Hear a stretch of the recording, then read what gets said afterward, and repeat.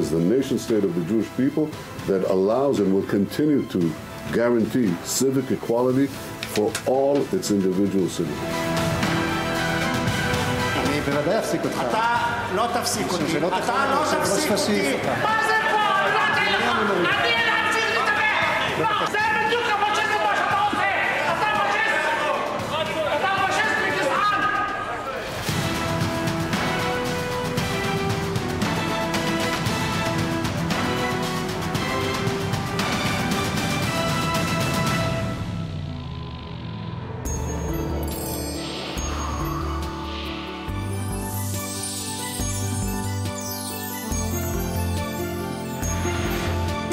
Mercredi 26 novembre 2014, bonjour à tous et merci d'être toujours avec nous sur le plateau d'I24 News pour 2 heures de morning dont voici le sommaire.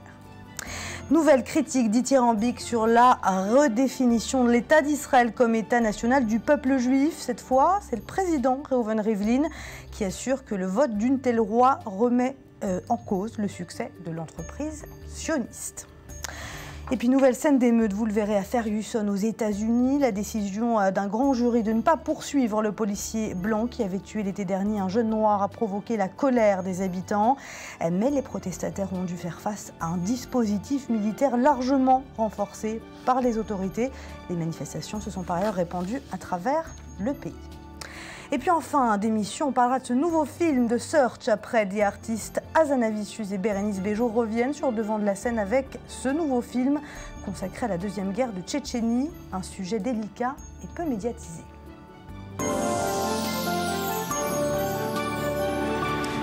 Il est 8 h à Tel Aviv et c'est l'heure d'accueillir Maurice Fergan, bonjour, rédacteur en chef I24 News, et Asher Segev, bonjour Asher Segev, merci d'être avec nous. Vous êtes colonel de réserve et ancien directeur général du ministère des cultes. Alors on va commencer avec vous Maurice, on va faire le tour de la presse et il paraîtrait que ce matin, tout le monde parle de la même chose, vous pouvez le voir derrière moi, c'est la tempête qui s'est emparée du pays et tout le monde est complètement obsédé par ça. Tous les journaux en tout cas, mais on va commencer par Israël Hayom qui met à la une 2 tempêtes. Alors celle dont vous venez de parler, celle de l'hiver, vous voyez pluie, orage, vent, tout ce qu'on veut. On peut voir la mer déchaînée derrière nous. Voilà, le quotidien nous annonce tout de même que officiellement l'hiver ne débute que dans 1 mois, mais on a déjà reçu un avant-goût ces jours-ci. Alors deuxième tempête, la moins vraie, la tempête Amir Benayoun, à la une de Israël Hayom, ce chanteur israélien très populaire, auteur d'une chanson à scandale, Ahmed aime Israël. Il s'agit d'un jeune arabe israélien de Jérusalem. Alors, je vais tout simplement vous citer les paroles de cette chanson qui font problème. Qui, comme moi, profite de 2 sociétés. Aujourd'hui, je suis modéré et souriant. Demain, je monterai au ciel et j'enverrai en enfer 1 ou 2 juifs. C'est vrai que je suis tout simplement ingrat, mais je ne suis pas coupable, je n'ai pas été éduqué dans l'amour. Un jour, vous aurez le dos tourné et je vous planterai ma hache aiguisée. Alors, le quotidien se pose la question, liberté d'expression ou censure, parce que le président de l'État, Reuven Rivlin, a tout simplement annulé une prestation du chanteur à la présidence de l'État. Selon Reuven Rivlin, cette chanson stigmatise l'ensemble du secteur arabe israélien. Alors, nous a rejoint Boaz Bismuth. Bonjour Boaz, vous êtes chef du service étranger du quotidien israélien Israël Hayom. On parlait justement à l'instant de cette fausse tempête, puisqu'il y a la vraie tempête derrière nous et la fausse tempête, celle d'Amir Benayoun. C'est grave cette chanson, selon vous, cette chanson qui a été tellement critiquée, qui a causé l'arrêt d'un de ses concerts par le président israélien? Alors d'abord pour la tempête à l'extérieur, il y a aussi quelque chose de positif. Bien sûr, c'est la pluie et tant mieux. On n'en fait pas un peu trop, vous trouvez, avec cette tempête? C'est pas vraiment une tempête d'ailleurs, hein, c'est en simplement Israël, l'hiver. vous savez, une goutte, c'est une tempête. Tout est une tempête. Et vrai. justement, tout ça est une bonne introduction pour la chanson elle-même. D'abord, nous vivons dans un pays dans lequel le calme est pratiquement du domaine de la science-fiction. Il faut qu'il y ait tous les matins, lorsqu'on se réveille, une tempête quelque part. Alors là, maintenant, justement, si je veux parler de la tempête extérieure avec la pluie qui est positive, là, dans l'histoire de ce chanteur, de Benayoun, l'aspect positif, bien sûr, c'est la liberté d'expression dans l'État d'Israël, que c'est vrai que dès le moment où on vient d'un certain camp, tout de suite, ça fait une tempête beaucoup plus grave. Mais il est vrai aussi que tout cela, on va parler aussi de certaines lois qu'on essaie de faire passer à la Knesset, de la chanson de Benayoun, de la réaction du président. président, en fait, la réaction du président de droite justement, mais qui mène justement une politique qui veut très faire plaisir à comment dire un petit peu à une certaine presse en Israël, à l'intelligence et à la communauté internationale. On va seulement dire que c'est vrai que le climat est assez tendu et donc maintenant chaque chose contribue. Mais soyons honnêtes, si cette même chose aurait été publiée ou fait il y a 2 ans ou dans 2 ans, est-ce que ce serait différent? Nous sommes en Israël, bienvenue. Vous trouvez qu'il a eu raison, le président Rivlin, d'annuler ce concert? Oui, je suis tout à fait d'accord. Je crois que Benayoun est un grand chanteur. Il a fait une belle révolution dans le chant israélien en mélangeant l'Est et l'Ouest dans sa chanson. Genres, hein, Amir Benayoun. Mais de se présenter comme ça avec une chanson contre... parce que tout celui qui va lire cette chanson va comprendre que c'est lui le terroriste. Alors ça va vraiment... et je crois qu'il a raison, le président, d'avoir annulé cette...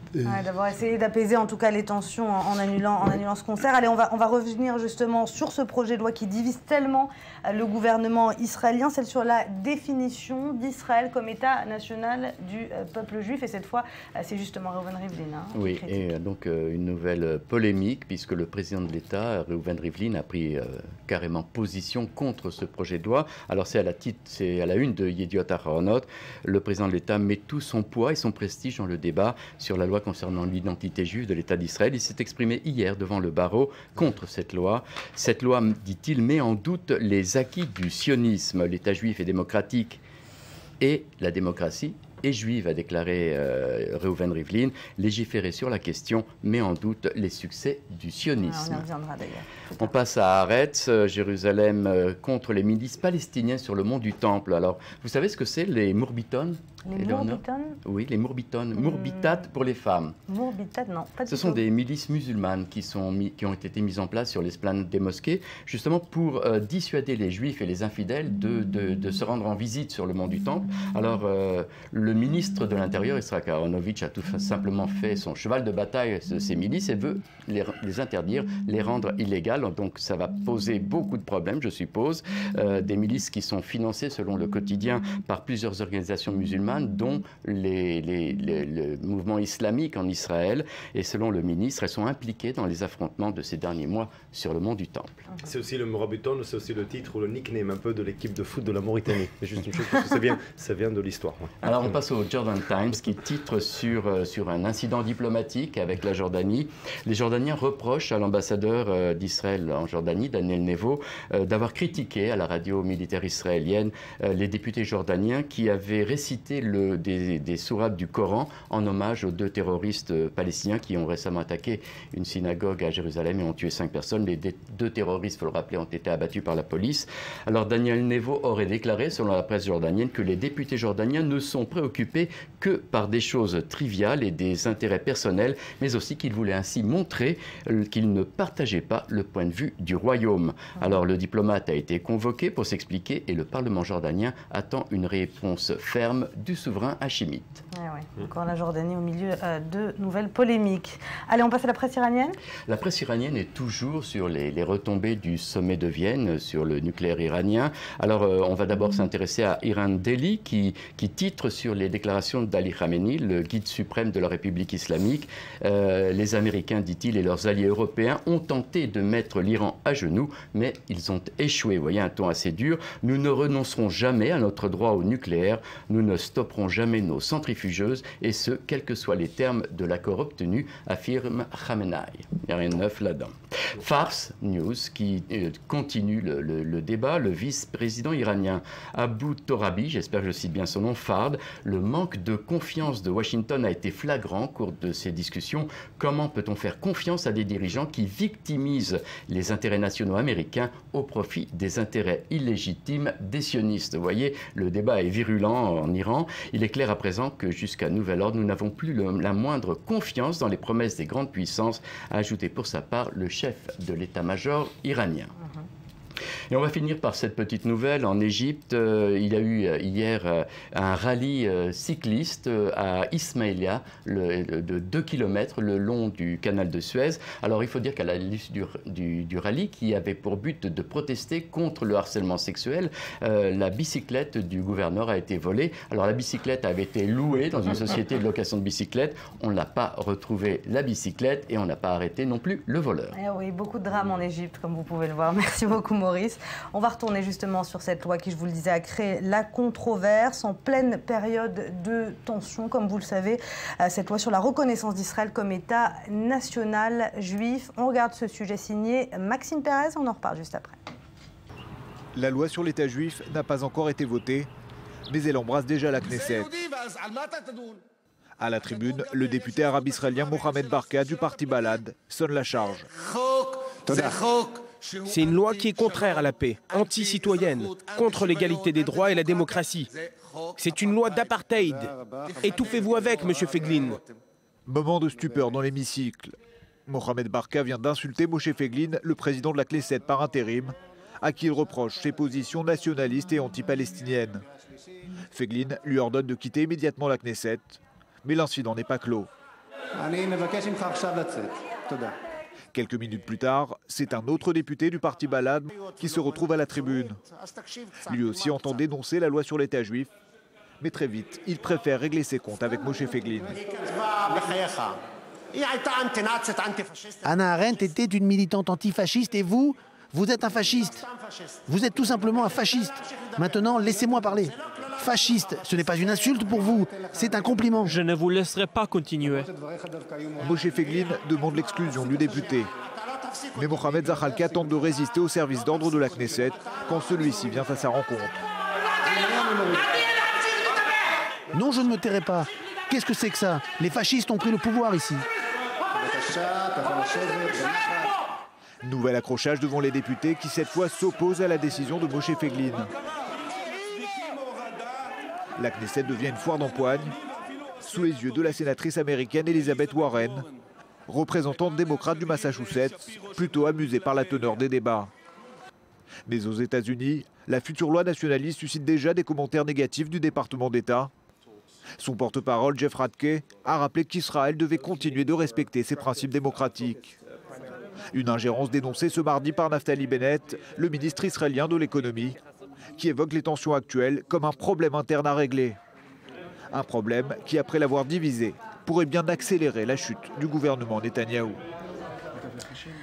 Alors vous l'avez vu dans ce sujet, cette loi sur l'État-nation divise encore beaucoup. Finalement, Asher Segev, est-ce que c'est le fond de cette loi ou le timing, le fait qu'il y ait tellement de tensions et qu'on relance cette loi au milieu de toutes ces tensions qui dérangent selon vous? Depuis quelques jours, même plus qu'une semaine, je me pose la question, et je ne suis pas le seul, parmi beaucoup d'Israéliens, est-ce qu'on a besoin de cette loi maintenant? Alors c'est une question qu'il faut se poser et surtout, comment cette loi est rentrée tellement dans notre... à en parler autant et que le Parlement fait tout pour la faire passer.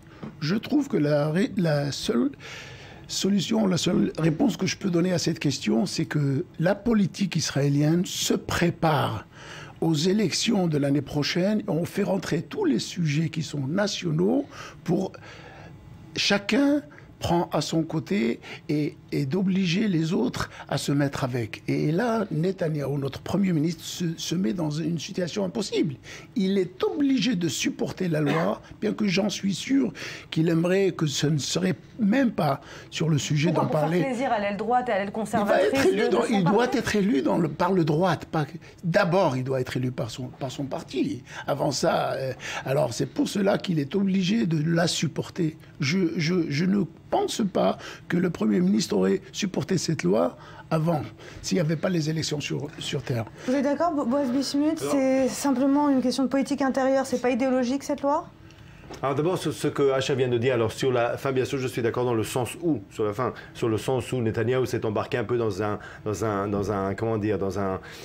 une loi, dans un processus pas très confortable en ce moment, mais je dirais que finalement, c'est lui qui a battu, c'est lui qui a voulu, c'est lui qui a créé cette coalition, et bien aujourd'hui, il subit. Il a une coalition assez impossible, on le voit toutes les semaines, c'est impossible. On a vu la dernière réunion dimanche des ministres, on voit ce que c'est, et je pense que c'est pas très agréable. Ça, c'est une chose. Alors, on est d'accord. Ah ouais. Mais sur la première, je vais vous poser une question. Alors, en Israël, quand il s'agit bien sûr de construction, ou quand il s'agit de lois sur un peu le caractère juif de l'État d'Israël, ce qui est par ailleurs à la base, dites-moi quand est le moment. C'est ça la question. C'est jamais le moment. Il y a 2 ans, vous croyez que ça aurait été différent? Vous pensez qu'il y a 2 ans, les Arabes israéliens arabes ou la communauté internationale d'aujourd'hui auraient accepté, ou dans 2 ans? Bien sûr que non, c'est ça la question. Deuxièmement, en ce qui concerne bien sûr la classe politique israélienne, il est évident bien sûr que chacun essaye d'amener bien sûr la politique d'Israël à son compte, de son côté, est avant une élection, finalement, quand il y a un climat d'élection, bien que je ne pense pas qu'on est encore là, c'est aussi quelque chose de légitime, on est en sort politique. Sauf que là,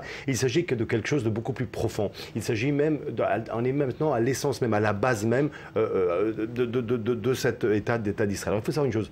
Malheureusement, vous savez, dans tout, dans le monde démocratique, il n'y a que 2 nations, 2 États qui n'ont pas de constitution. C'est la Grande-Bretagne que l'on sait et Israël, malheureusement. Et là, on parle bien sûr d'une des lois de base. Alors bien sûr, vous allez me dire, comme a dit le président... Qui fait office de constitution, d'ailleurs, qui fait office de loi constitutionnelle. Qui font office, et bien sûr... On a besoin de la renforcer, cette loi, elle existe déjà. Israël se définit comme un État juif et démocratique. Pourquoi avoir besoin de faire approuver maintenant une nouvelle loi qui renforce encore ce caractère juif? Alors on va poser différemment la question et on va dire quelqu'un ici autour de ce plateau qui m'explique un peu dans ses propositions, il n'y a pas une, il y a 2, en quoi ces propositions... Oui, comment dire, mettent en danger le caractère démocratique de l'État d'Israël. Dites-moi, expliquez-moi, montrez-moi prouvez-moi en quoi la nouvelle loi met en péril, hormis ce que l'on entend, ce qu'on lit dans le New York Times, ce que dit certains arabes israéliens. Yehuda Weinstein, le conseiller juridique au gouvernement, le dit lui-même, que cette loi met en danger le caractère démocratique. Il connaît bien son boulot quand même. Non, très bien, il l'a dit, mais je veux qu'il m'explique ici en quoi. Expliquez-moi en quoi. D'abord, l'attribution de terres d'État en priorité aux Juifs et les Arabes passent après. Ça, c'est un des caractères. Attendez, et aussi, enfin, cette loi, je veux dire, je ne prends pas parti, mais cette loi quand même pose plusieurs problèmes. En tout cas, selon le conseiller juridique Yehuda Weinstein, il y a le statut de la langue arabe qui passe au statut de langue particulière seulement. On a pu entendre dans la presse israélienne et parmi les experts des avis qui disaient que justement cette loi était excluante pour les minorités arabes ou druzes également. Non. Alors je vais vous dire, si vous lisez bien la loi, cette loi... Ce qu'elle fait, c'est vrai qu'elle renforce le caractère juif de l'État d'Israël, ce qu'à la base, quand on voit un petit peu à la base, cet État, pourquoi est-ce qu'il a été créé pour un foyer juif. Il est vrai que les dernières années, et cette loi aussi par ailleurs, c'est pas juste maintenant, c'est un processus. Une loi, elle n'est pas née depuis hier. Malheureusement, même la loi pour fermer mon journal n'est pas née hier, c'est un processus qui dure depuis quelques années. Et le vote arrive. Là aussi, c'est 8 ans, ça arrive maintenant, ce processus de cette fameuse loi que l'on parle maintenant. Quand vous parlez de la loi, est-ce que vous parlez de celle qui est complètement de Elkin ou celle que Netanyahou a accepté avec... Non, tout à fait, parce qu'il y a quand même plusieurs... Tu peux rentrer dans les détails. Alors, pour les téléspectateurs, un peu le climat. Quand vous avez montré un petit peu cette proposition ou la loi, vous avez montré la Knesset d'Israël. Vous avez montré 2 députés arabes israéliens qui parlent à la Knesset d'Israël. Je les invite bien sûr à parler de la même façon. Eux qui pensent qu'on vit dans un État qui n'est pas démocratique, eux qui pensent qu'on vit dans un État qui est apartheid, je les invite de tenir le même discours avec les mêmes reproches dans un pays voisin. Et par ailleurs, vous savez très bien que tous ces mêmes arabes israéliens arabes, qui sont des compatriotes à moi, bien sûr. Un instant. Vous savez très bien que si demain il y a un État palestinien, aucun irait habiter là-bas. Est-ce qu'on est clair? Est-ce que c'est vrai? C'est-à-dire que cet État n'est pas si grave que ça. Là, on passe à un autre sujet, mais je voudrais qu'on revienne quand même sur cette loi. Non, la loi elle-même, elle renforce. Je voudrais quand même ajouter juste une dernière phrase. Ce qui se passe, c'est pourquoi cette loi et pourquoi certains partis politiques, et pas, je n'ai pas dit si j'étais pour ou contre, mais j'essaie d'être l'avocat autour de ce plateau. Je vais vous dire juste une chose, bien sûr. Je vais juste vous dire une chose. C'est que depuis un certain temps, bien sûr, on parle d'un État juif, Israël État juif. Depuis quelques années, ceux qui habitent en Israël entendent depuis plusieurs temps maintenant de tous ces citoyens. Et donc en fait, tous ces citoyens, certains essayent d'amener ça un peu plus loin, de toutes ces nations, de toutes ces religions. Oui, Israël, qu'on le veuille ou pas, est un État juif. Alors, État juif ne veut pas dire pas État démocratique, mais c'est un État juif. Alors, est-ce que cette loi est excluante ou pas? Cher Séguès, qu'est-ce que vous en pensez? Quand même ajouter que cette loi, elle existe dans la déclaration de l'indépendance. Elle est là. Mais est-ce qu'elle est juridique, la déclaration de l'indépendance? Mais on vit avec ça. Regardez la Cour suprême ce qu'elle dit sur la déclaration de l'indépendance. Tout le monde est d'accord. Cette déclaration, c'est notre base. Est-ce qu'elle est juridique? Il n'y a pas de constitution, donc finalement, on se base sur cette déclaration d'indépendance. C'est une base qui nous suit. J'aimerais, cher Séguès, que vous reveniez sur cela. Est-ce que vous trouvez que cette loi, si elle était approuvée, si elle était votée, est excluante envers les minorités arabes, druzes, chrétiennes? Elle pourrait certainement leur faire beaucoup de problèmes, surtout de sentiments. Là où on habite dans le Proche-Orient, le sentimental est très très important, la façon dont tu leur dis est-ce que tu appartiens, surtout les Druzes et les Arabes qui font l'armée.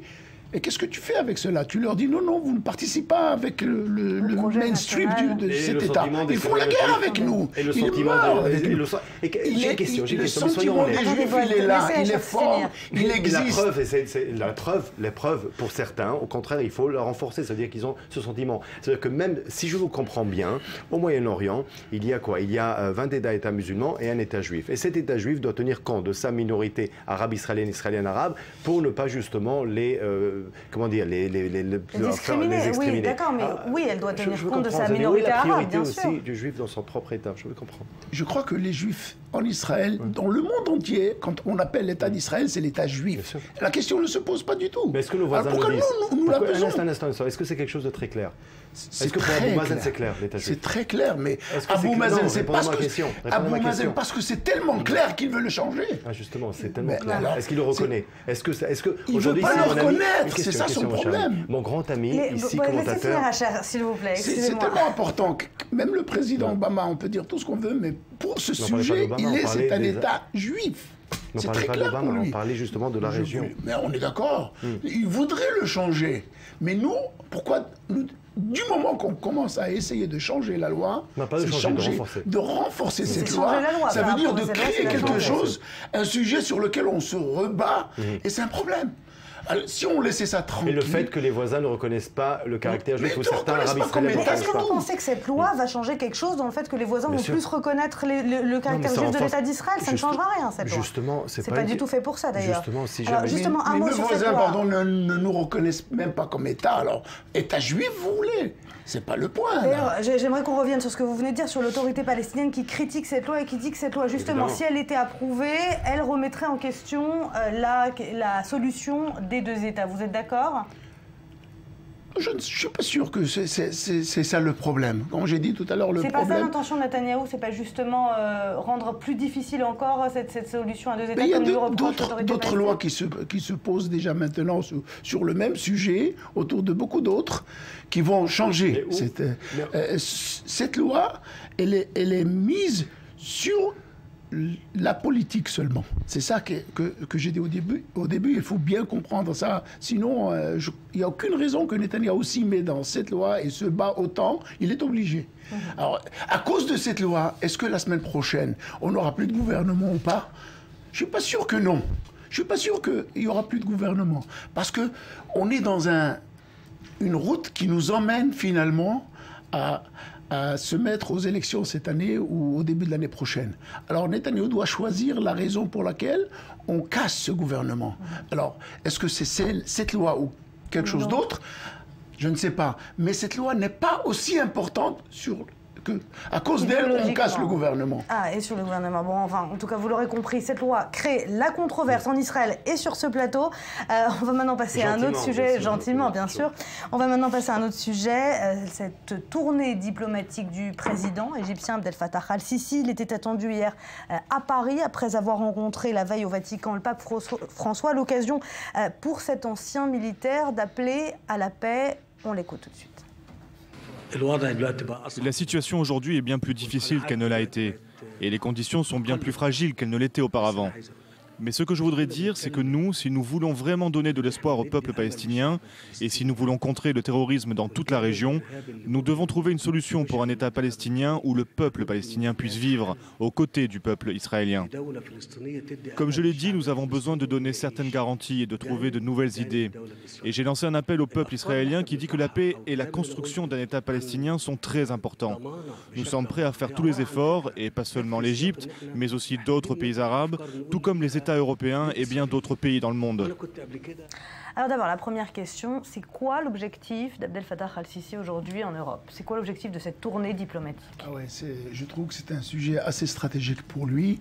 Après, toute la façon dont il a été élu, pas tellement démocratique, je dirais, après toute l'histoire des 2 dernières années qui se sont déroulées en Égypte, la révolution Morsi qui était élu par le peuple égyptien et lui qui n'a pas été élu par le peuple.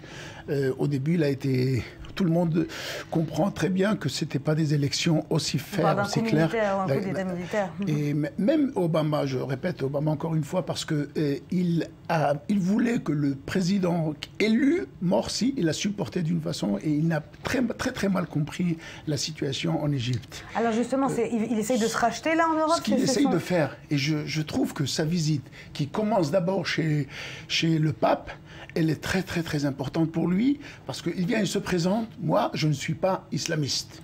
Je viens vous voir, monsieur le pape, je viens vous parler en direct, je ne suis pas islamiste, et il déclare ça aux Européens par cette petite visite chez le pape. Et je trouve qu'il fait quelque chose de très important pour lui, pour essayer de rentrer dans aux pays européens que d'après lui, ils ne comprennent pas du tout la politique intérieure de l'Égypte. D'après lui, si on arrive à lire ce qu'il dit dans tout ce qu'il écrit, c'est que les Européens ne comprennent pas le vrai problème de l'Égypte aujourd'hui. Lui, il doit s'occuper à donner le pain à 80 millions de personnes. Et c'est le vrai problème. Et rétablir la sécurité qui est quand même la première priorité. Autour. Alors, pour élargir ce problème, c'est pour la première fois, Israël et l'Égypte sont ensemble et dans la frontière contre le terrorisme. La lutte dans le terrorisme.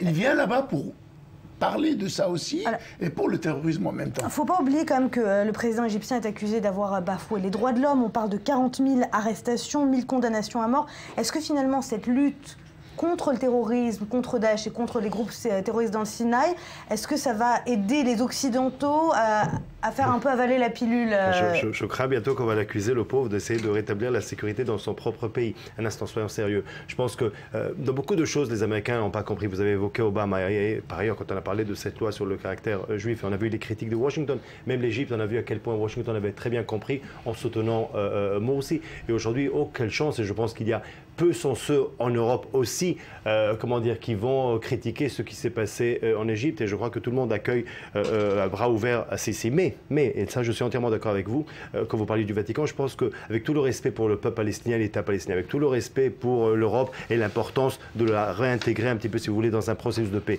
avec toute l'importance, bien sûr, de penser au lendemain de l'Égypte, Sisi vient d'abord travailler pour Sisi. Ça veut dire quoi? Comme c'est un président qui n'a pas, et je suis entièrement d'accord avec vous, cette légitimité, il a besoin de la construire. Et ça, c'est la première chose qu'il fait. La deuxième, bien sûr, c'est penser d'abord à l'Égypte. Et vous avez raison. Pensons à un chiffre. On parle de 80 millions d'habitants, il faut les nourrir. Nous parlons d'un État où il y a 20-25 millions qui vivent de moins de $2 par jour. Maintenant, imaginez, avec une démographie pareille, grandissante comme celle-là, combien de classes vous devez créer tous les ans. Alors, pour les idées elles-mêmes, parlons un peu d'Israël parce que ça nous intéresse. On va devoir s'arrêter, je suis désolée, mais vous restez avec nous, Boaz, de toute façon. Merci beaucoup d'avoir été avec nous. On m'a attaché. Cher Segav, merci à vous aussi, Maurice Ifergan. Restez avec nous dans un instant, on reviendra sur ces émeutes qui ont éclaté à Ferguson, c'est juste après le journal.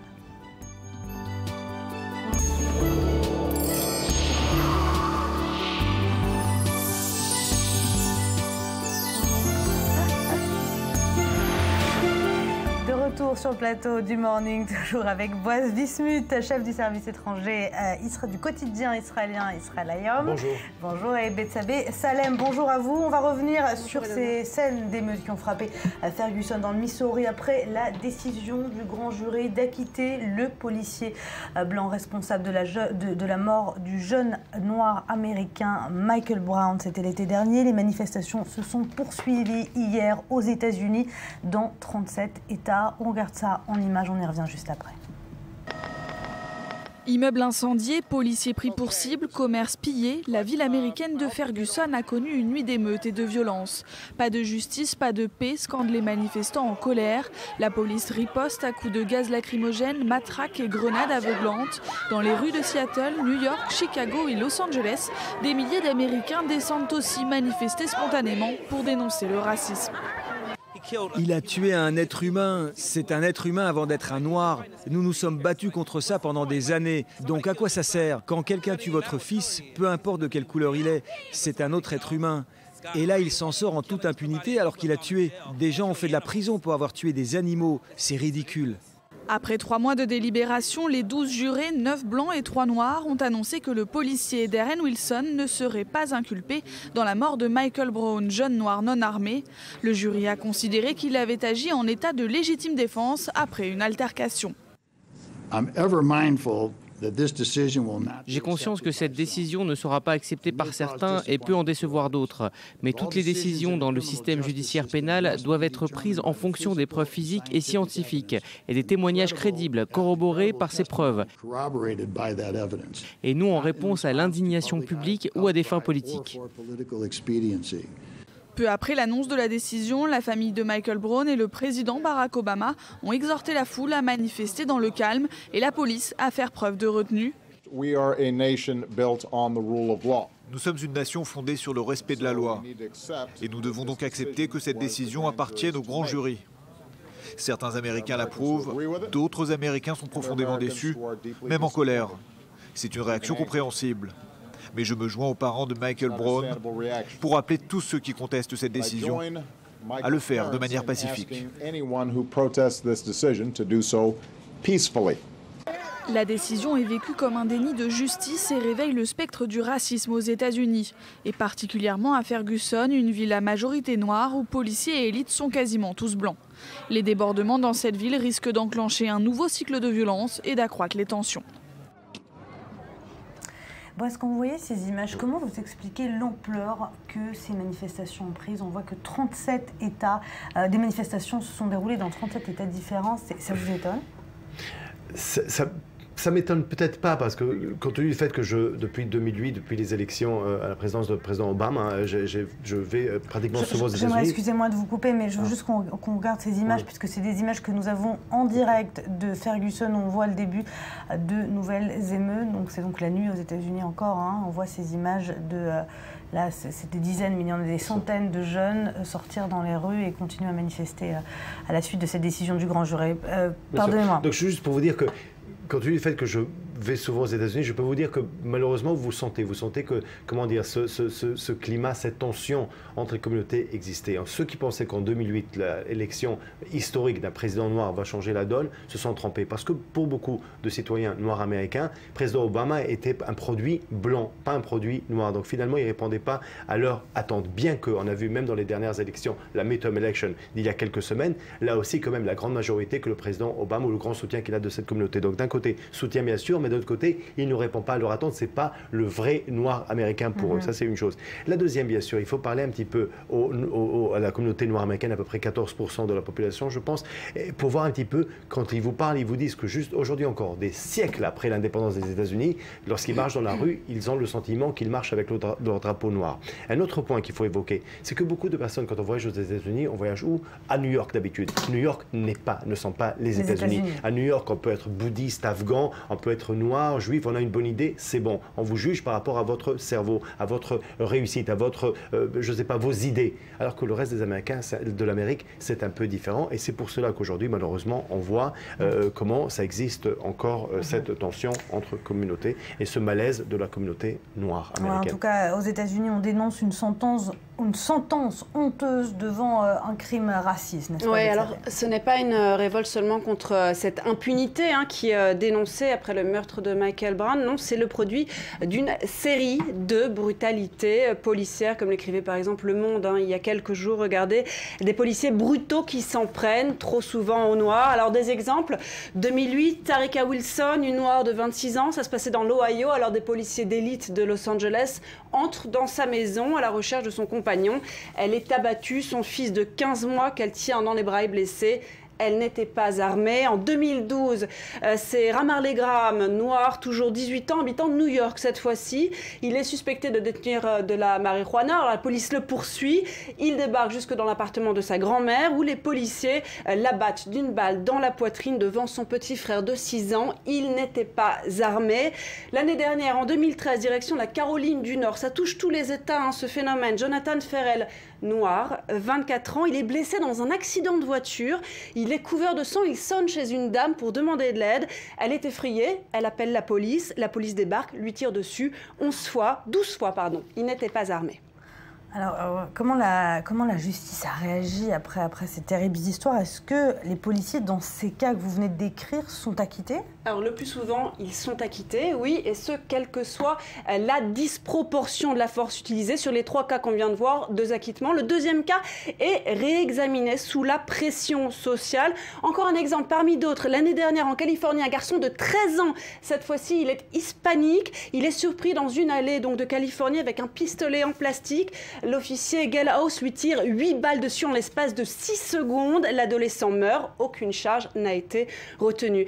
On note que dans l'affaire dont on parle depuis 2 jours, dans l'affaire de Michael Brown, alors le policier dit dans une interview, ça a été repris par CNN, regardez, qu'il a la conscience tranquille, dans une interview donnée à ABC News.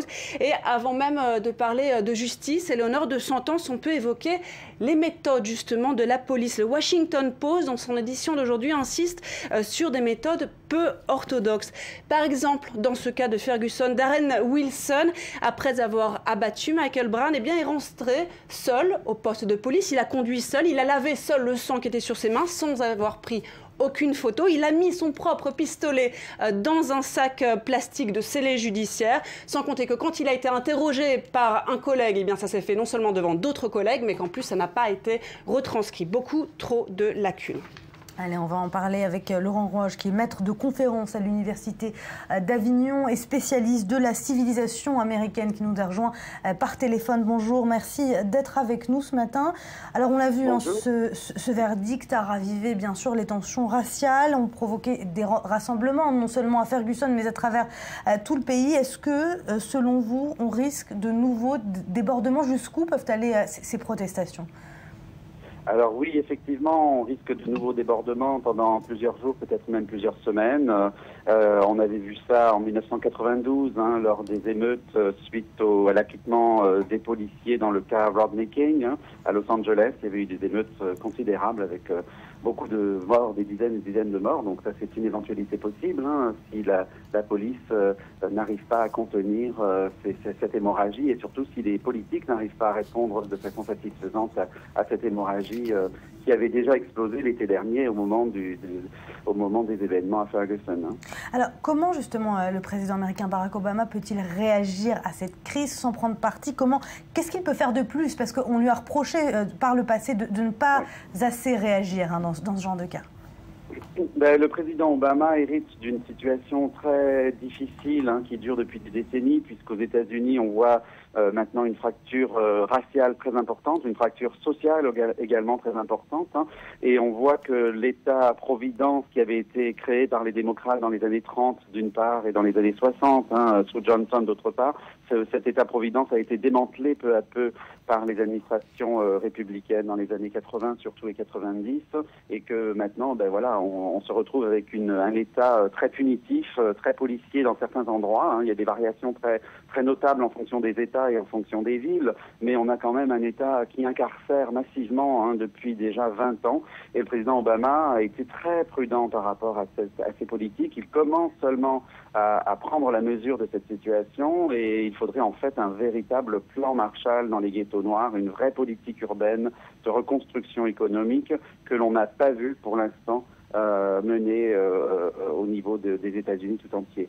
Alors, est-ce que des mesures ont été prises ces dernières années aux États-Unis pour lutter justement contre ces préjugés raciaux? Alors oui, depuis surtout la réélection, depuis 2012, donc depuis 2 ans, il y a vraiment une prise de conscience dans beaucoup d'États que l'inflation carcérale, l'incarcération massive, je rappelle qu'il y a 2,3 millions d'Américains qui sont derrière les barreaux, plus tous ceux qui sont sous surveillance d'une manière ou d'une autre, avec des bracelets ou avec des contrôles réguliers, ça fait plus de 5 millions en tout. Il y a eu des mesures prises au niveau de beaucoup d'États pour essayer de réduire, parce que le coût est phénoménal, il y a un coût économique phénoménal pour toutes ces personnes détenues, et la plupart d'ailleurs, enfin pas la plupart, mais 40% sont noirs, donc les personnes incarcérées aux États-Unis sont 60% à être des minorités ethniques et 40% des noirs, et on a cette situation d'ailleurs dans le Missouri où 39% des détenus sont des noirs. Et donc là, il y a eu une prise de conscience depuis 2-3 ans, et l'administration Obama essaye de faire machine arrière, mais je rappelle que nous sommes dans un système fédéral et que le président Obama n'a pas tous les pouvoirs dans tous les domaines. Les États ont beaucoup de pouvoirs également. Les prisons d'État sont gérées par les États et pas par l'État fédéral, par exemple. Merci beaucoup, Laurent. Je rappelle que vous êtes maître de conférence à l'Université d'Avignon et spécialiste de la civilisation américaine. Merci d'avoir été avec nous ce matin. Alors, Boaz, j'aimerais qu'on revienne justement sur le rôle de Barack Obama quand même, qui est dans une situation délicate, il faut le rappeler. Qu'est-ce qu'il peut faire de plus pour apaiser les tensions? Est-ce qu'il a un rôle à jouer qu'il ne joue pas forcément? D'abord, hier, je pense que sa réaction était en place. Je pense que, d'abord, par lui-même, c'est un symbole. 44e président des États-Unis est un président noir. Il y a bien sûr ces émeutes que nous avons maintenant à Ferguson, donc on attend de lui. Et finalement, c'est assez limité parce que c'est un grand jury. Il y a eu par ailleurs 9 blancs et 3 noirs. Il y a bien sûr une décision de justice et il y a, comme le monsieur Loche d'Avignon vient de dire à l'instant, il y a aussi bien sûr les pouvoirs et l'autorité de l'État. Et n'oubliez pas aussi, je rebondis sur ce que vous avez rappelé des cas de la police américaine, tout ça c'est vrai, des cas très très graves. On a vu aussi les réactions après chacun. Mais n'oublions pas que quand on voit des histoires qui arrivent des États-Unis, il s'agit de 50 États. L'Union européenne, c'est combien? C'est presque le double. Ça veut dire que c'est des exemples et des histoires de 50 États. Donc n'oublions pas ça aussi, mettons dans le contexte. Mais sur ces 50 États, il y en a 37 qui ont manifesté à la suite. Bien sûr, parce que c'est aussi un problème. Et justement, et là maintenant, on voit que ça devient un problème fédéral. Tout ça pour répondre à votre question. Donc, qui fédère justement les États-Unis et 50 États? Le président. Et c'est tout ça pour vous arriver au président Obama. Le sujet est grave, le sujet est national, on a des attentes de lui. Donc finalement, on voit dans là, il arrive à son dernier quart ces dernières 25% de présidence. Les dernières élections qu'il y a eu il y a 3 semaines, il a vu un petit peu un désaveu vis-à-vis de lui. La preuve, les élus démocrates se sont éloignés de lui avant les élections. Donc, de la même façon que dans tous les dossiers, dans tous les sujets, il essaie maintenant un petit peu de corriger ou d'avoir une politique beaucoup plus dure, beaucoup plus ferme, beaucoup plus claire, voilà, vis-à-vis du climat, avec la Chine. On le voit avec le pipeline du Canada aux États-Unis. On le voit aussi, bien sûr, avec l'accord avec l'Iran, que d'un côté il le veut, mais il montre un peu plus de muscle. La démission de Chuck Hagel, bien sûr, la démission, en fait. Et bien sûr, il a renvoyé l'éviction. En fait, son grand ami, monsieur, que le roman a commencé en Irak et s'est terminé aussi, si vous voulez.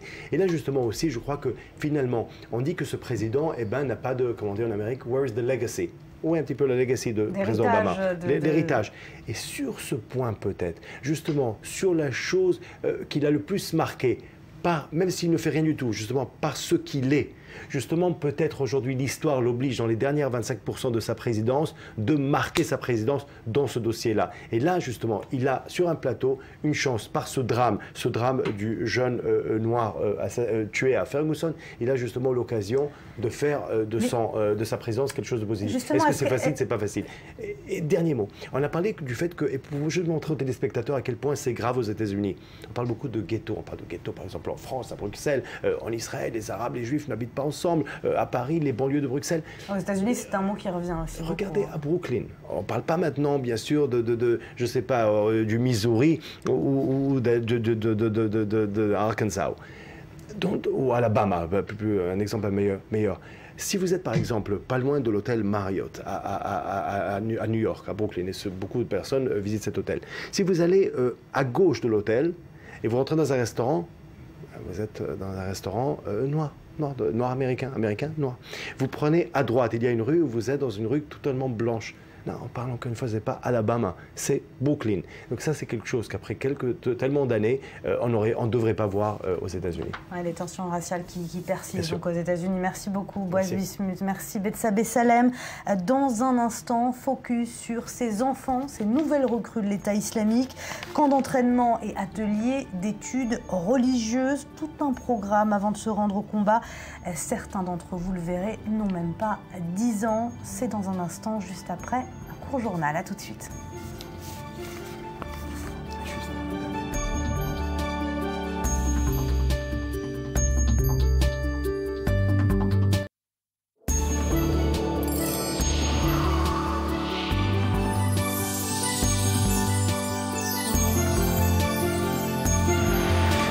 Il est 9h12 à Tel Aviv et c'est toujours l'hiver, comme vous pouvez le voir derrière moi. Nous ont rejoint sur ce plateau Miri Maman. Bonjour Miri. Bonjour. Et Bethsabée Salem qui est toujours parmi nous. On va commencer avec vos 5 clics, 5 infos. Vous résistez Bethsabée.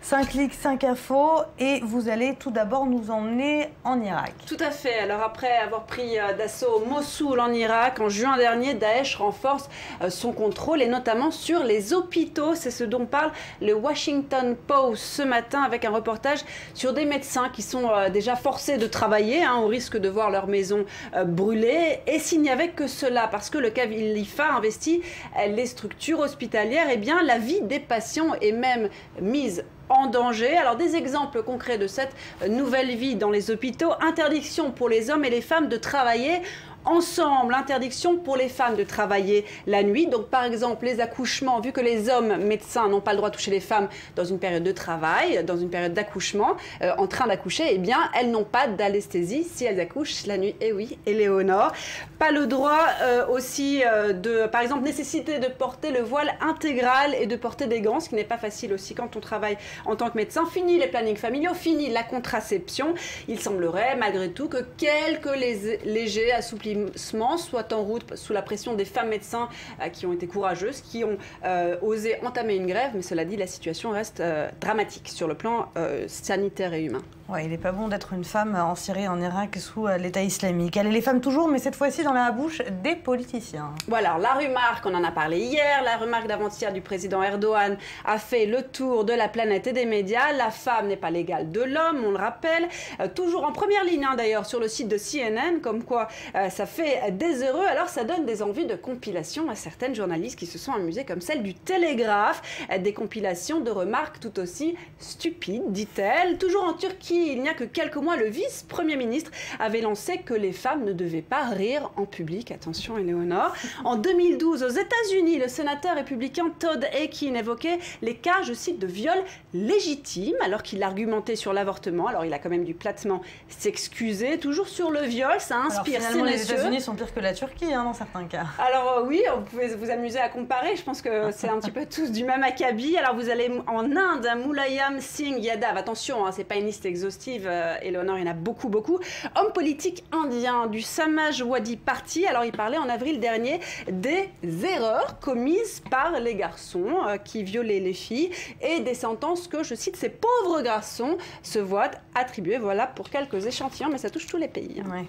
Allez, aux États-Unis bientôt et sans transition, l'affichage obligatoire des calories sur les cornets de popcorn. Oui, alors ça touche pas que les popcorn, mais c'est l'exemple qui a marqué le plus les médias. Alors la Food and Drug Administration ne lâche rien dans sa lutte contre l'obésité. Elle a décidé de s'atteler à un affichage encore plus systématique des valeurs énergétiques. Alors on aura compris, dans un but dissuasif, je suis pas sûre que ça marche. Cela dit, touché, nous dit le New York Times, les chaînes de restaurants telles que KFC, The Cheesecake Factory dans le métro, les pizzerias, les salles de cinéma, donc on y vient puisqu'on mange au ciné et donc ça touche le popcorn. Les calories devraient ainsi figurer sur ces cornets de popcorn. Alors remarque, il est quand même pas très facile de voir ce nombre de calories dans l'obscurité. Il aurait peut-être été plus futé de réduire les portions, je ne sais pas. Et alors ce n'est pas tout, même les boissons alcoolisées seront touchées, une nouvelle législation qui devrait voir le jour dans un an.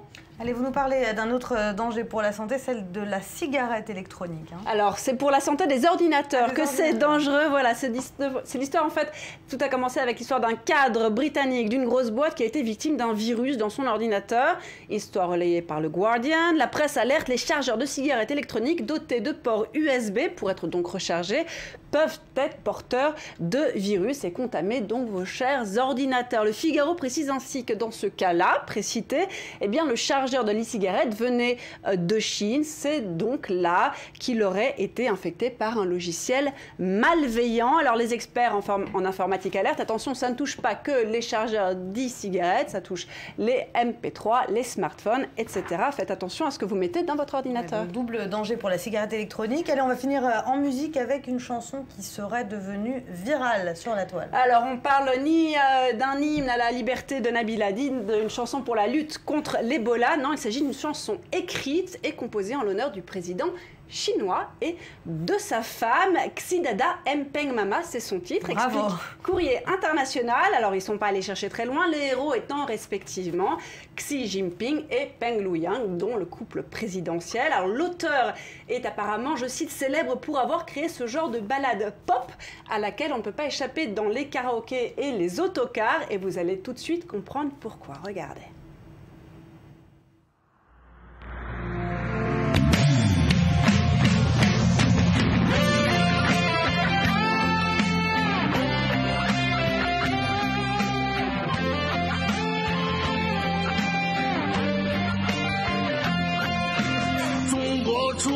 习大大，多大的老虎也敢打，天不怕地不怕，做梦都想见到他。中国还有个彭妈妈，最美的鲜花送给她，保佑她，祝福她，兴家兴国兴天下。习大大爱着彭妈妈，这样的爱情像神话。彭妈妈爱着习大大，有爱的天下最强大。男人。 Alors, vous avez traduit pour nous les paroles, il me semble. Alors, je pense qu'en fait, le message, c'est ce qu'explique le New York Times dans son blog consacré à la Chine, c'est qu'en fait, le but, c'est de montrer combien le président est proche des gens, est sympathique, etc. Comme quoi, c'est une bonne image du président. Alors, ça a un succès fou sur la toile. Voilà, je sais pas, je vous ai pas vu trop vous trémousser, mais non. Bon, d'accord, voilà pour cette chanson pour la gloire du président chinois. Merci beaucoup, Betsabé Salem.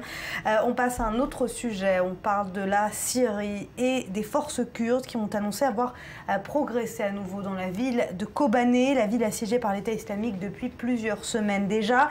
On parle beaucoup ces derniers temps des djihadistes venus d'Europe pour renforcer les rangs de Daesh, mais cette fois il s'agit d'anciens soldats d'armée occidentale venus renforcer les rangs des Kurdes pour combattre justement contre les djihadistes de l'État islamique. Regardez. Elle piétine le drapeau de l'État islamique. Première femme partie combattre l'organisation radicale aux côtés des forces kurdes, Jill Rosenberg est devenue un véritable symbole pour le nombre croissant d'Occidentaux qui partent en Syrie. Leur objectif, prendre les armes aux côtés de l'unité de protection du peuple, l'armée du Kurdistan syrien, et empêcher à tout prix la progression du groupe.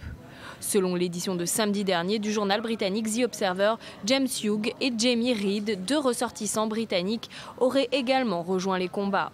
Originaires d'une petite ville d'Angleterre, ils ont servi respectivement en Afghanistan et auraient participé à des entraînements avec l'armée française. Des départs inattendus donc, qui témoignent du succès du mouvement kurde auprès des jeunes occidentaux. Avec plus de 20 000 likes, la page Facebook des Lions de Rojava s'impose désormais comme un vecteur essentiel du recrutement. Depuis plusieurs jours, des photos d'Occidentaux tenus de combat et armes à la main sont régulièrement publiées sur la page. En bannière, un seul mot d'ordre, il vaut mieux vivre un jour comme un lion que 100 comme un mouton. Car la Rojava, cette partie kurde de la Syrie, est le théâtre de violences quotidiennes depuis des semaines. Notamment à Kobané, les forces kurdes et les combattants de l'État islamique s'affrontent toujours pour le contrôle de cette ville stratégique. Des combats qui sont donc loin de concerner uniquement les populations locales. Et si des lois ont déjà été prises afin d'empêcher le retour des djihadistes en Angleterre notamment, pas question de comparer les combattants pro-kurdes aux recrues de l'État islamique. Aucune disposition n'a pour l'instant été envisagée pour ces combattants en guerre contre le djihad. Voilà, Myriam Maman, on va se pencher avec vous sur un autre phénomène, celui des enfants recrutés dans les rangs de l'État islamique. Hein. Oui, ils sont très précieux pour les djihadistes, mais pas comme on l'entend. Évidemment, ils sont précieux parce que malheureusement, ils servent de banque de sang pour les combattants djihadistes qui ont besoin de dons de sang. Ils servent d'indicateurs également pour dénoncer ce qu'on appelle les infidèles. Ils sont évidemment, vous le savez, c'est un peu de la chair à canon. Ils sont envoyés en premier plan sur le champ de bataille et j'en passe. Et puis, bien sûr, il y a les enfants soldats. Et tout de suite, je vais vous laisser découvrir une vidéo qui a été filmée par un djihadiste français et postée sur Facebook. On regarde.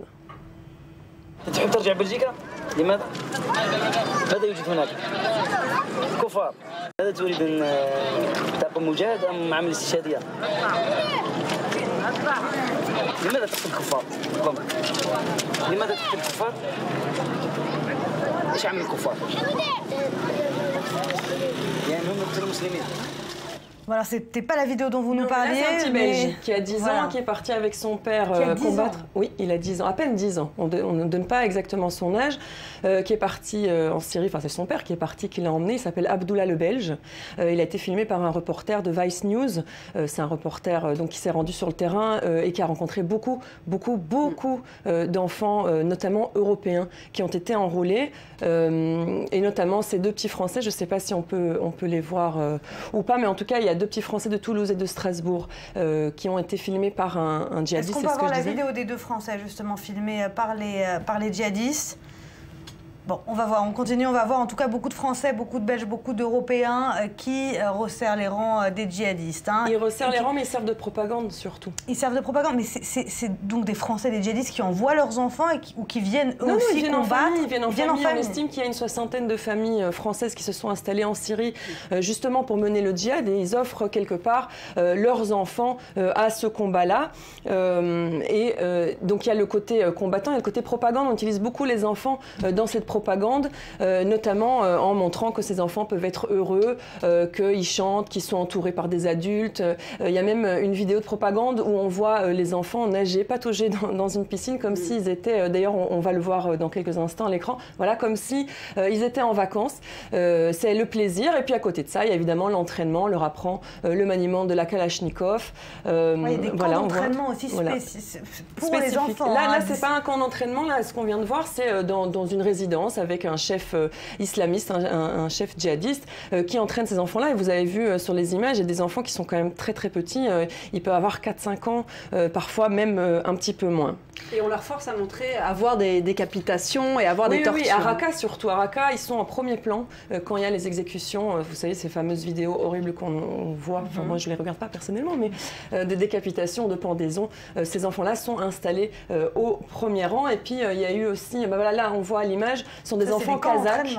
Voilà, ça, ce sont des enfants kazakhs qui sont arrivés dernièrement. Et on estime à plusieurs centaines de kazakhs qui ont rejoint les rangs des djihadistes. Et voilà, un petit enfant, il doit avoir, je ne sais pas, 3 ans, 2 ans. Et donc ces enfants-là sont évidemment embrigadés, non seulement pour la propagande, on l'a dit, mais également pour mener de véritables combats contre les djihadistes. C'est tellement simple de les mettre en... cette guerre de communication, justement, qu'on dit que l'État islamique maîtrise si bien ces images de propagande d'enfants avec des kalachnikovs. C'est utilisé par Daesh? C'est utilisé pour plusieurs choses. Hein. C'est utilisé d'abord pour appeler les familles à venir s'installer en Syrie pour combattre en disant... Pourquoi, c'est censé leur donner envie? Écoutez, c'est... Ouais. Voilà, ils sont dans des camps d'entraînement. Il faut qu'il y ait une envie initiale et après, c'est une remarquez qu'on ne les voit jamais sur le champ de bataille, jamais. On les voit toujours à l'entraînement. On leur garantit que jusqu'à 16-17 ans, ils ne font que s'entraîner. Ça, c'est en tout cas la première ligne. Donc ça sert de propagande. Ça sert également à endoctriner ces enfants. Imaginez ces enfants, ce qu'ils vont devenir plus tard. Ça va être une véritable armée redoutable. C'est des enfants. Vous savez, c'est l'âge où on ne réalise pas trop ce qui est bien, ce qui est mal. On ne fait pas la distinction entre le bien et le mal. Et là, on leur indique le bien. C'est le djihad, le mal, c'est les autres, les infidèles. Alors, on avait déjà vu, dans Al-Nosra notamment, mais aussi l'armée syrienne libre, le recrutement d'enfants, mais jamais de manière aussi systématique. Non, c'est systématique. Les enfants font partie de cette armée de djihadistes, parce qu'on peut dire que c'est une armée, comme je vous l'ai dit, à plusieurs plans. Ils sont utilisés pour tout, et c'est systématique. C'est-à-dire que quand ils sont arrivés, vous savez, dans ces villages kurdes ou yazidis, les enfants étaient systématiquement enlevés. enlevé pour rejoindre évidemment ces camps d'entraînement où c'est un lavage de cerveau. C'est pas uniquement un entraînement physique, c'est également un véritable lavage de cerveau. On va justement pouvoir revoir cette vidéo dont vous nous parliez un peu plus tôt de ces deux Français. Regardez.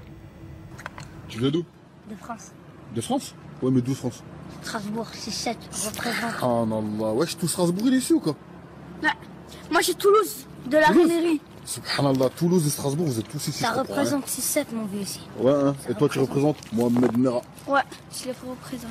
Allahu Akbar. Dis un message pour ceux qui sont en France. Déjà, vaut mieux venir ici, car là où vous êtes, vous n'avez pas de chance. Pourquoi? Parce que, là-bas, vous êtes dans un pays de koufr. Ouais. Ici, on est des moudjahids, on est en Syrie. Ouais. On est à Raqqa ici, c'est la guerre ici. Ouais. C'est pas les petits bébés qui font la renoie quand ses parents. Ah, moi je veux ça, ah, moi je veux ça. Viens si tu vas voir comment ça se passe. Ta pède là. C'est méchant, frère. Faut leur dire de venir gentiment, mon frère, parce que sinon, oh, viens, frère. Et ouais. C'est très très dur. Hein. Et voilà. Ça, moi j'ai vu là une image qui est pire que le sang finalement, parce que j'ai pas vu beaucoup d'images de sang quand j'ai cherché ces vidéos. Et c'est très facile à trouver d'ailleurs. Hein. Mais là je vois un enfant malheureux. Je vois un enfant malheureux. Je vois pas du tout un enfant qui est fier d'être là pour faire le djihad. Complètement endoctriné par l'État islamique et par les djihadistes. Merci beaucoup. Pardonnez-moi, Myri Maman, merci. Betsa Bébé Salem, dans un instant, il sort aujourd'hui en France. On parlera du film Deux Sœurs, le nouveau film de Michel Hazanavicius pour son 6e long métrage. Le réalisateur oscarisé s'attaque à un sujet délicat qui relate les horreurs commises au cours de la Seconde Guerre de Tchétchénie. C'est dans un instant, juste après le journal.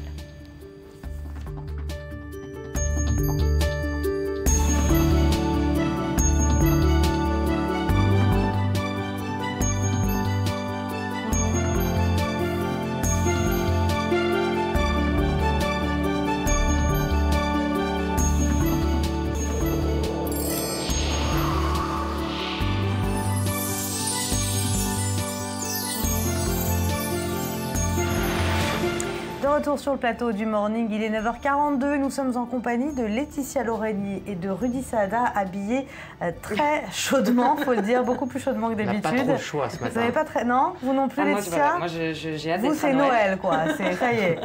D'accord. Donc vous l'aurez compris, il fait très froid ce matin sur le plateau du Morning, mais on va tout de même commencer avec vous Rudy, avec la revue du web, avec ces réactions des internautes suite au verdict de Ferguson, du policier de Ferguson.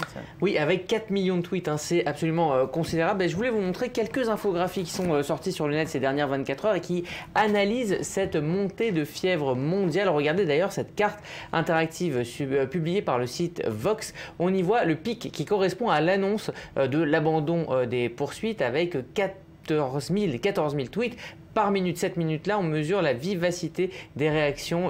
Là, c'est pour les États-Unis. Et puis, on voit aussi une autre carte qui s'anime avec les heures. On voit aussi comment la révolte s'est propagée d'une région à l'autre des États-Unis. Oui, puisqu'il s'agit de 37 États, 37 États, des manifestations dans 37 États absolument, différents. Et donc on le voit. Alors, une autre infographie, celle-là est intéressante. Elle paraît un peu compliquée, mais elle montre que si le jugement est donc très commenté, les commentaires sont loin d'être unanimes. Elle est publiée par le site Quartz. Et en rouge, vous voyez les tweets plutôt conservateurs qui saluent la décision d'abandonner les poursuites, et en bleu les tweets plutôt démocrates qui eux s'indignent de cette décision. Et les liens sont les mots communs qui sont utilisés entre les tweets. Alors on remarque deux choses si on regarde la carte. Premièrement, que la division est grande, et que deuxièmement, les tweets qui dénoncent le jugement donc sont évidemment plus nombreux, mais il y a quand même des tweets conservateurs qui parlent d'une décision de justice tout simplement juste et rendue dans de bonnes conditions. Alors dans ce cas-là, ce sont toutes les couches de la société américaine qui ont réagi, y compris les stars. Oui, alors il y a évidemment les anonymes, la société civile, les politiques, et puis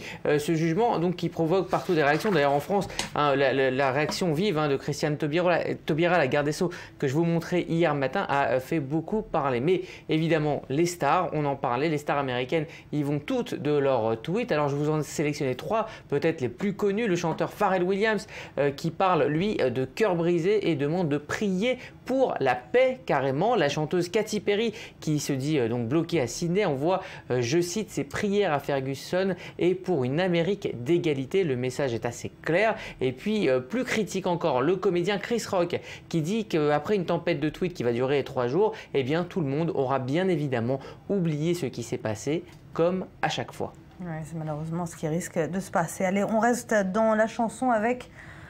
Il faut que je dise ce mot, Rudy. Désinvention, c'est ça? Désinvention. Non, c'est une désinvitation. C'est une invitation. Désinvitation qui fait du bruit en Israël, c'est ça? Oui, à la base, il y a cette vidéo, on va l'entendre, c'est une chanson qui est diffusée sur la page Facebook du chanteur israélien Amir Benayoun. Je ne sais pas si on va l'entendre. Alors la chanson, elle s'appelle Ahmed M. Israël. Elle parle d'un étudiant arabe de Jérusalem qui est qualifié dans la chanson de racaille ingrate et qui, je cite, vous poignarde et vous tire dans le dos. Des textes très durs qui n'ont pas plu. En première partie d'émission, des textes très durs, très critiqués. Voilà, et qui n'ont pas plu à la présidence israélienne. Et donc le concert qu'Amir Benayoun devait donner dans le cadre d'une soirée pour la commémoration de l'expulsion et l'exil des Juifs des pays arabes et d'Iran a tout simplement été annulé par Reuven Rivlin et la présidence israélienne. Le président Rivlin a déclaré dans un communiqué qu'Amir Benayoun est un artiste respectable et d'un talent indiscutable, mais ces mots, au vu des tensions actuelles, n'aident pas à apaiser les tensions, ce qui a créé une grosse polémique en Israël. Allez, on termine avec une vidéo étonnante. Oui, alors 2 artistes hip-hop, leur nom c'est Tony Merguez et Aziz Texas Couscous. Eh bien, ils ont voulu faire une vidéo qui vante les mérites de leur bien-aimée ville de Rochefort, en Charente-Maritime. Alors, les couscous et merguez à Rochefort, et absolument. Alors, ce sont 2 artistes hip-hop. Alors, ils ont eu l'idée d'aller voir plein de gens dans leur ville et notamment aller voir leur maire qui s'appelle Hervé Blanchet, maire UMP. M-A-I-R-E. M-A-I-R-E, absolument. Hervé, oui, parce que si leur mère s'appelait Hervé, c'était assez compliqué. Et donc, ils ont décidé de le faire danser. On regarde.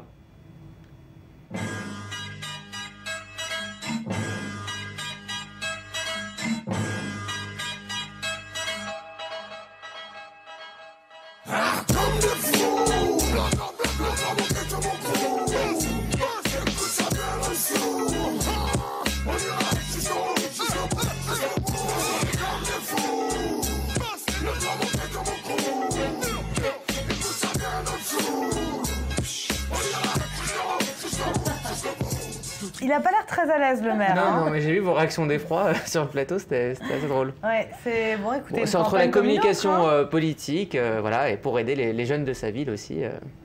Ça fait le buzz. Ouais, ça fait le buzz en tout cas. Merci beaucoup Rudy Saada. On parle d'art à présent. Il s'appelle Jeff Koons. Il est maniaque, obsessionnel, dépressif, très charismatique, mais aussi marié et père de 6 enfants. Il collectionne les œuvres de Gustave Courbet et sa collection personnelle est estimée à quelques 25 millions de dollars. Jeff Koons est aussi l'artiste le plus cher au monde. Alors imposteur ou grand maître d'époque, le récit de Sandy Fortis.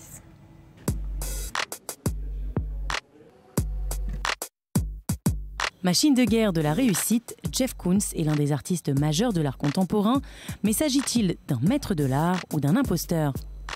Adepte du pop art, Jeff Koons s'amuse à détourner des objets du quotidien et les transformer en œuvres d'art, aspirateur des années 60, cuiseur électrique ou simple casserole, mais aussi bouée gonflable et jeux pour enfants. Des pièces flashy qui ne sortent pas de l'ordinaire, elles sont parfois provocatrices pour leur connotation sexuelle. Son tableau, le représentant avec son ex-femme, ancienne star du porno, avait notamment fait polémique. L'exposition de 17 de ses œuvres au beau milieu du château de Versailles en 2008 avait aussi fait beaucoup de bruit. Aujourd'hui encensé par la plupart des critiques, il a autrefois été leur cible préférée, des attaques qui ne l'ont toutefois pas arrêté. Le voyage que j'ai mené dans l'art jusqu'aujourd'hui m'a aidé à comprendre que c'est en s'acceptant mieux que l'on peut aller en dehors et que l'on peut avoir la confiance en soi suffisante, le désir aussi de quitter l'ennui et de sortir de soi-même. Et ça marche. Après le Whitney Museum de New York et avant le Guggenheim de Bilbao, l'Américain qui fêtera bientôt ses 60 ans est à l'honneur au Centre Pompidou. Cette institution parisienne de l'art moderne et contemporain lui consacre une grande rétrospective.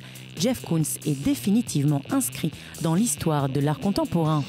Jeff Koons, l'artiste vivant le plus célèbre et le plus cher au monde. Si j'entends que certaines de mes pièces ont été vendues pour des sommes importantes d'argent, je me dis, ok, Quelqu'un apprécie certainement mon travail. Mais ça ne va pas plus loin. Je ne me sens pas vraiment impliqué dans ce type de dialogue. Pourtant, son Balloon Dog Orange, l'une de ses pièces maîtresses, un chien en acier inspiré des ballons d'enfants, s'est vendu à 43,6 millions d'euros l'année dernière. L'artiste a d'ailleurs créé des Balloon Dogs en plusieurs couleurs, histoire de satisfaire plusieurs collectionneurs. Artiste et homme d'affaires, Jeff Koons ne confectionne plus ses œuvres lui-même. Il dirige un atelier-usine où elles sont fabriquées par plus de 100 employés. Alors, Jeff Koons est-il le génie qu'on imagine ou a-t-il simplement trouvé la parfaite technique de communication? À vous d'en décider. 43,6 millions d'euros pour un ballon d'enfant. Alors pour vous, Rudy, c'est de l'imposture ou c'est toujours le problème avec l'art contemporain. C'est-à-dire qu'entre le fait de dire que c'est un imposteur, il y a beaucoup de gens qui disent que l'art contemporain, un enfant de 5 ans pourrait le faire. Là, il y a quand même une certaine technique, mais ce qui est quand même intéressant, c'est de savoir qu'il ne fabrique même plus ses œuvres et que c'est fabriqué en usine. Donc il y a un côté business qu'il a vraiment développé. C'était la même problématique avec Andy Warhol. À l'époque, Andy Warhol, quand il faisait ses séries, on disait la même chose. On disait c'est du business, quoi. C'est pas de là. Et pourtant, quoi. Il y avait une technique derrière, il y avait quelque chose derrière. Mais là, mais je pense que c'est aussi l'art de notre temps. Voilà, ça vient aussi du marketing, quoi. Bon, en tout cas, l'exposition Jeff Koons, allez voir. On parle avec vous, Laetitia Loreni, de cinéma avec les sorties de la semaine. Il y a un film à ne pas manquer, surtout un film qui critique la façon dont est traitée aujourd'hui l'information. Ouais, ça ne le critique pas directement, mais c'est bien évidemment supposé. Le film de la semaine, ça s'appelle donc Night Call. Ça nous emmène à Los Angeles, qui est une ville qui joue un rôle extrêmement important dans ce film. C'est réalisé par Dan Gilroy. C'est son premier film en tant que réalisateur. C'était le scénariste, entre autres, de Bourne Legacy, les films avec Matt Damon d'action. C'est avec Jake Gyllenhaal qui campe donc ce qu'on appelle un night crawler en anglais. C'est un baroudeur de nuit, si vous voulez, et c'est le nom qu'on donne à ces coureurs de scoop. Il est branché sur les fréquences de la police, il parcourt la ville pour choper des images chocs qu'il revend derrière aux chaînes d'infos locales. On regarde ça tout de suite en images et on en reparle juste après. I'm starting a TV news business. You, get back! I film breaking stories. Maybe you saw my item this morning, you were fatal carjacking. No, I mean, I don't have a TV. Do you have a cell phone? Yeah. Does it have GPS? Yeah. Congratulations, you're hired. Okay. We're taking the next right. That's too fast! Repeat the police. I will never ask you to do anything that I wouldn't do myself. Excuse me, I have something you'll be very excited about. You have a good eye. I want you to contact me when you have something. Something like this. Think of our newscast as a screaming woman running down the street with her throat cut. You will be seeing me again. Any unit, residential 211. A home invasion.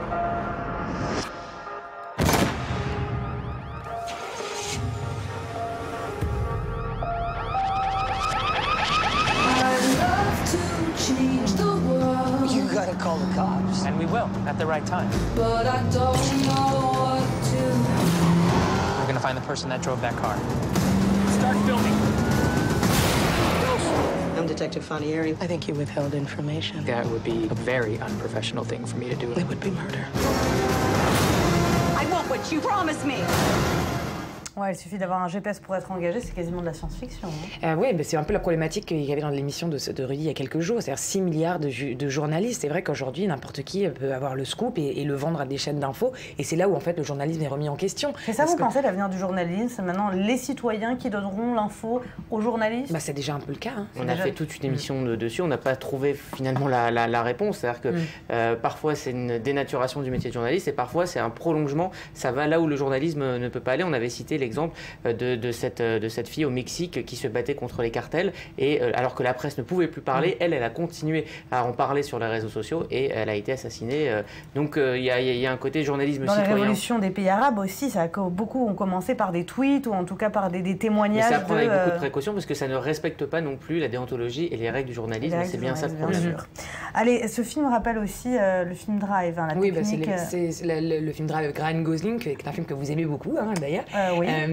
Donc c'est les mêmes producteurs, hein, c'est les mêmes producteurs qui ont fait donc Night Call. Faut rappeler aussi la performance absolument extraordinaire de Jake Gyllenhaal qui a quand même perdu 10 kilos pour ce rôle, 10 kilos puisque en fait il voulait. Je me disais qu'il était un peu plus mince là. Il est un petit peu plus mince. En fait, il joue un night, comme je disais, un baroudeur de nuit. C'est ces mecs qui courent après le scoop et qui n'endorment pas de la nuit. Il joue un sociopathe et il avait vraiment envie de aussi incarner la laideur. Voilà, la différence entre le Jake Gyllenhaal avant et après Night Call, là, donc il est méconnaissable et il joue littéralement la laideur morale et incidemment la laideur humaine. Voilà, un coyote bien de notre époque. Allez, autre film très attendu de Search, un film sur la guerre de Tchétchénie qui ne fait pas l'unanimité. Alors, il ne fait pas l'unanimité du tout. Ils se sont baladés un petit peu sur tous les plateaux télé. Michel Hazanavicius, le réalisateur, et sa femme, Bérénice Bejo, qui joue le rôle principal dans The Search, qui est donc un film qui prend place pendant la guerre de Tchétchénie. On regarde tout de suite en image et on en reparle juste derrière. Вы поймали очень опасных террористов.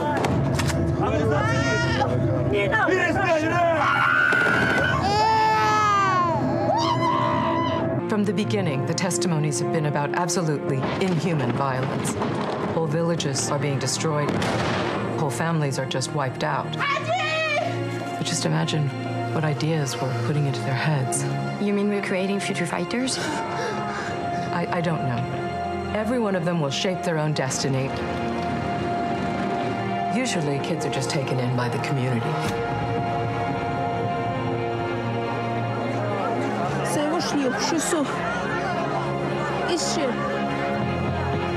What should the European Union be doing first?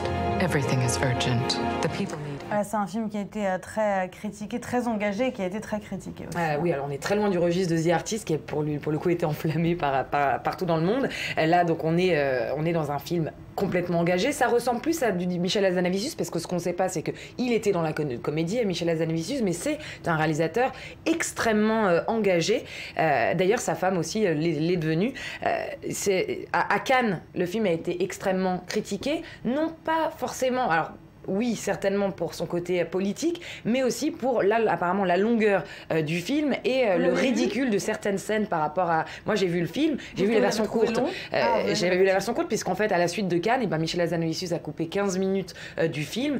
Il se fait toujours critiquer. D'ailleurs, il a interdit en Russie de passer sur les écrans traditionnels russes. Mais voilà, il sort en France aujourd'hui. Allez le voir. Alors, on finit rapidement avec l'intrus de la semaine. L'intrus de la semaine, l'intrus dans le bon sens du terme, puisque c'est le film dont on parle moins, hein. Je viens de vous parler des grands géants du box-office de cette semaine. Là, on parle du nouveau film, en tout cas du film d'Asia Argento. Asia Argento, l'actrice qui est donc derrière la caméra cette fois-ci avec L'Incomprise. Alors, elle passe derrière la caméra pour parler de l'histoire du divorce de ses parents, mais vu sous les yeux de Aria. C'est un film italien plein de nostalgie. On en a quelques images. Je ne sais pas si on a le temps de les montrer. On va se quitter justement sur ces images. Merci Laetitia Loreni, merci Rudy Saada d'avoir été avec nous. Je vous donne rendez-vous dès demain matin, même heure, même endroit et toujours avec cette vue hivernale derrière vous. Alors restez couverts si vous êtes en Israël. On se quitte sur ces images de l'intrus de la semaine. À demain.